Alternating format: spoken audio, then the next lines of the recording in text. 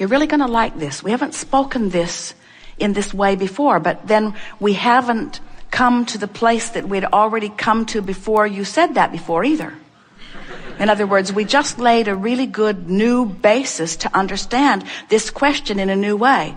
You're going to feel it in just a moment here. So, if it is true, and it is, that as a problem is coming into focus, a solution is too, then isn't it equally true that as a solution is in focus, that an equal problem is in focus too? In other words, have you ever seen a sound wave or a light wave or any kind of vibrational wave? There's two sides to the wave, aren't there? In other words, the wave, it has an equivalent. It can be small and it can be large, but it's equivalent in either case. So when you knew what you didn't want and now you know what you do want, so life is moving forward. Now, maybe on another subject, you're more focused on the negative side of the wave than you are the positive side of the wave. So maybe you've tuned yourself negatively. Let's back up. Here'll be an easier way to hear it. You can't set your radio dial on 6:30 a.m. and hear what's being broadcast on 98.7 FM. Frequencies have to match up. The transmitter and the receiver have to be in sync. So let's say that you have several subjects that you are focused upon, and on one particular subject that you've wanted a lot about, you now have managed for a little bit of time to focus more inside the vortex. And so now things are moving along for you in a better way. But because you're not really yet completely at one with maintaining your inside the vortex vibration, occasionally you slip off into another vibration. And when you do, you now have access to the other side, the not good feeling side of that wave. Doesn't that make sense to you? A lot of times people say, I'm afraid to let myself want something because I will be so disappointed if it doesn't come. Well, what that is that's an awareness that I want that and I don't want the opposite of it. But the fact that I really, really, really want it means I really, really, really don't want the opposite of it. And frankly, I was happier when I sort of wanted it and sort of didn't want the opposite of it. When I sort of wanted it, then I could be sloppy in my thinking and it wasn't painful. But now I really want it. When I'm sloppy with my thinking, it's painful. And that's what makes people say, I'm waiting for the other shoe to drop. As if it has to go bad. I just know it's going to go bad. It always goes bad for me. And we say, it depends on where you're focused. The potential for wondrous or awful things is yours in every moment. And it all depends on where you've trained yourself. So now, think of different people you know, or different segments of society that you know, and think about what their waves are like. In other words, there are some people that don't let themselves dream big ever, because they don't want the other side of it. And there are people who dream so big, who are sloppy in their thinking, that live really awful things. Isn't it remarkable how many really, really famous people at what seems to be the top of their game crash and burn so badly? And doesn't it make sense to you now that you understand the wave? So then you say, okay, I sort of get this. And I've decided not to be a deliberate creator after all. I'm going to play it safer. I'm just going to want a little. And we say, we should have told you sooner, but you now know too much. You can't go back. Life is parlaying you into fantastic things, you see. So what we're really talking about here is you got to focus. You got to focus, because what's coming to you is coming in response to your allowance. And here's the thing that makes what we just said to you interesting and funny, but different than the way we were playing with it. And here's what we mean by this. You've already played your hand. You've already been living your life. You've already been asking and asking and asking and asking and asking and asking and asking. In other words, you've already put who you really are over here in this vortex of creation. And you really have no choice other than to get up to speed with who you are. So what you just said to us is, well, I've been letting myself get up to speed with who I am, but now I'm worried because I can't maintain it. And we say, you got to practice that. You'll crash and burn a few times, but all that'll do is make you more determined to focus until you'll reach the place where it will matter to you that you focus inside the vortex. If anybody's having an anxiety, it's because they're looking for the manifestational evidence.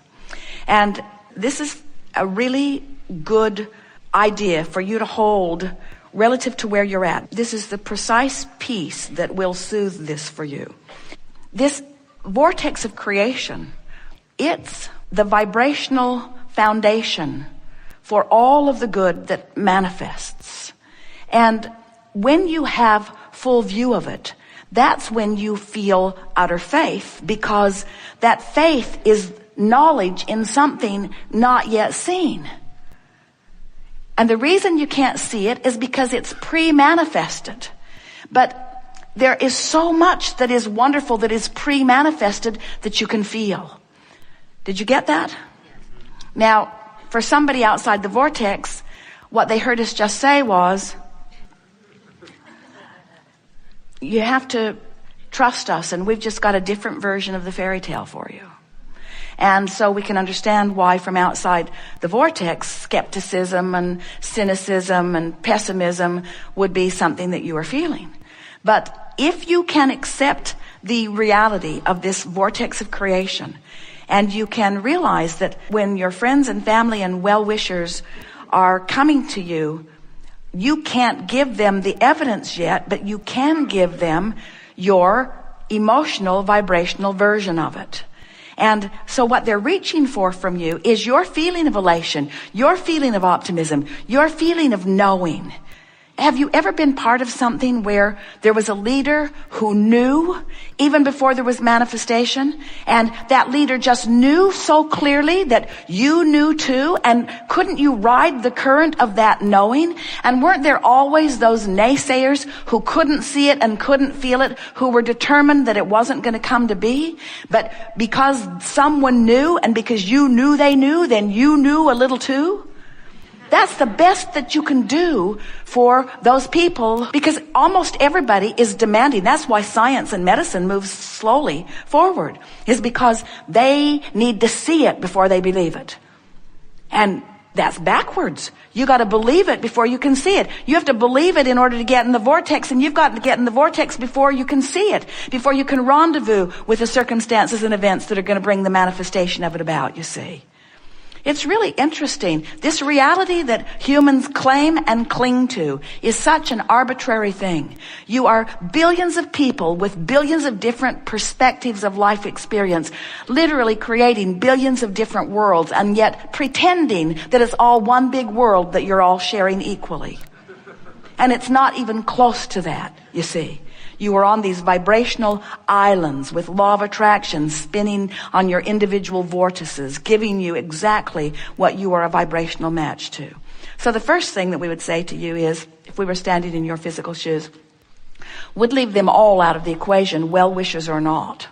Because if you need to prove to them what they need to see, then they've got you focused outside the vortex, and that's why you feel a diminishment of your joy.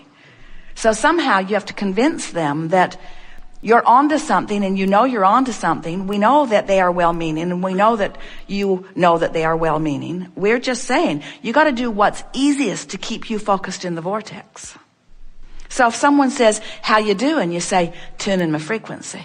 You say, well, how's it coming? Great, I feel great. What have you got to show for it? Joy. Well, what else you got to show for it? Vitality, clarity. What else you got to show for it? All that you're doing, what do you have to show for the work that you've been doing? Enthusiasm, life, passion. That all? And what they're really saying to you, don't you think paying this price of joy is too great?